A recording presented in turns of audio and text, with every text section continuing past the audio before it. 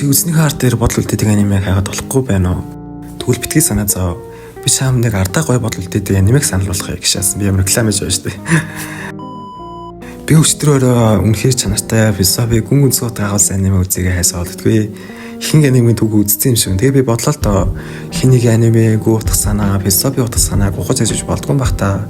Би өөрөө тийм аниме дуртай байхгүй юу. Тэгээд ер нь өөрөө яагаад үзсэн анимега утга санааг ойлгосноо бусдад хуваалцаж болохгүй гэж бодлоо л доо. Над чиг хүмүүс зөндөл байгаа л үдэж чаас жишээ нь яа нэгийг бодуулах чанартай гүн гүнзгий утгаагаас аниме үзэх юмсан гэж бодгоо. Зөвхөн би биш хөө. Тэгээ тэр хүмүүстэй зөвлөлөө би Параноагийн анимегийн утга санааг ойлгосноо бусдад ярьж өгье гэж шийдлээ. Миний анхны видеод бол үгээр битгий дээрээ 30 хүн шүү гэж. За бичлэг рүү орцгоё. За эхлээд товцоон гэж танилцуулчихъя. За.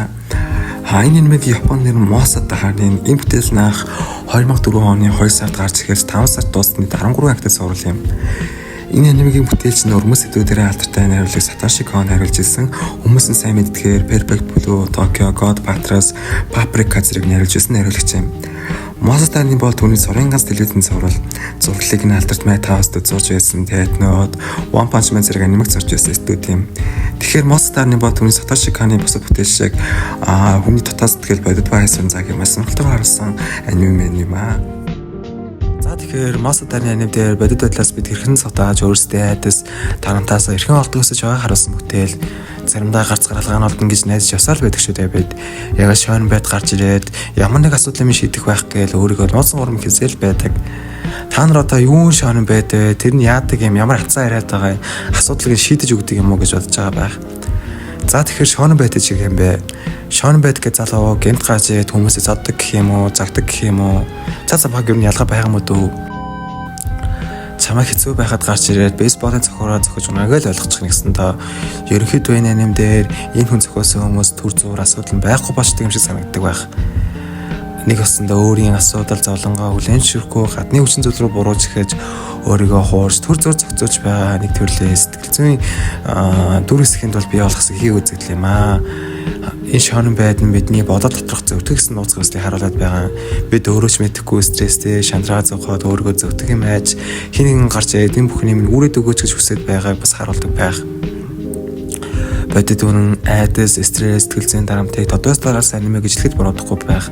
За тэгвэл бидэнд өгөх гээд байгаа санаа нь яг юу юм бэ гэвэл хүн өөрийн зовлон айдас гэвчлээс дотоод тусам дотоод мангас бий болдог. Мөн хэрэг үнэтэйг нүүр тулахгүй бол тэр мангас нь өөрийн залгиж эхэлтийг бас илэрхийлэх хүссэн юм болов. Тайлбарлаад хэлбэл энэ анимын дөрүүд нь ихэнх нь зовлонгоо зөвхлэн зөвшөөрөхийг хүсэхгүй өөрөөсөө тэр бодит үнэг авч явахыг хүсдэг байхгүй юу? Тэгээд өөрийгөө хуурж эхлэн би буруугүй надад ямар ч хамаагүй хэнийг яриа наа гэсэн тэрнээс болол би ингэчлээ гээл ингэж явсаар сэтгэл зүйн дарамтан бодит болж тэ шойн байдгийг таана би олж байгаа. Айдас стресс зогтхыг хүсгэд гарч ирж байгаа нэг дүр юм уу да. Тэгээд би өөрөөс асуулаа л да. Яагаад тэгвэл тэр хүмүүс өөртөө нүүрлэх өсөхгүй байгаа юм бол магадгүй тэд айдас стресс золонгоо гаднаас ирсэн дайсан мэт арах нь амархан санагдсан болохоор тэгсэн юм болов уу гэж би ойлгосон. Өөрөөсөө зогтож аливаа асуудлаас дотоод тусам сэтгэл санаа нь амархан давшрах юмшиг санагдсан байх. За энэ анимын тэгвэл хоёр талаас нь харуулдаг. Нэг талаас нь зөвтөхийн тоо шойн байд гэдэг хийдвэрийг бий болгож бодит үнэнгээс сотолдог. Нөгөө талаас ганц нэг зүйл дээр найзнаас асуудал шийдэгдэггүй. Харин өөртөө нүүр дуулж айцаа даван дуулж чадсанаар л даамтаасаа шүлэгддэг гэж ойлголыг хүссэн юм болов уу?